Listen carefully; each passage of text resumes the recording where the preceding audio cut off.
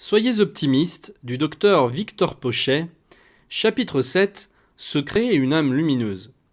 Il faut croire au bien pour pouvoir le faire, de Bonald. L'optimisme se manifeste encore par une qualité exprimée par une formule connue, avoir une belle âme. La qualité morale la plus efficace est la foi. La foi, la confiance, l'espérance sont les conditions de la belle âme. Ceux qui ne portent pas en eux l'amour de l'idéal auront beau regarder et ne le reconnaîtront pas, toute chose n'étant belle que selon la pensée de celui qui la regarde et la réfléchit en lui-même.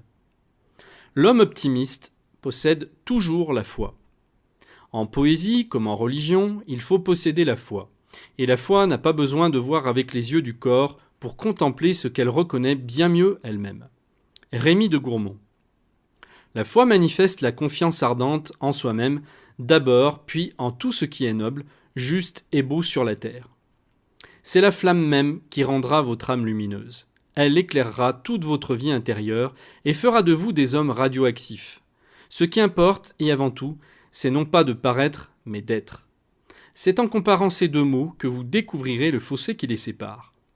Si vous êtes vraiment, c'est-à-dire si vous avez en vous les qualités réelles qui sont l'apanage du surhomme, vous n'avez aucun effort à accomplir, vous n'avez point un pas à faire vers l'attention des autres.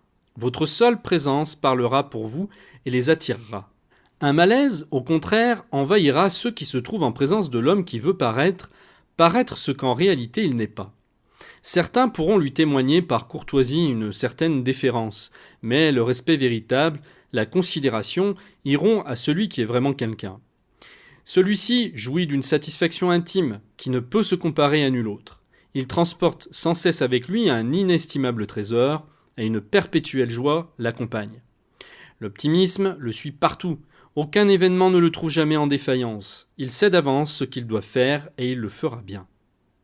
De plus, possédant en lui ce foyer lumineux qui éclaire toute chose, l'amour de l'idéal, il découvrira partout la beauté, la bonté. Ceci est la fin de l'extrait public de ce podcast.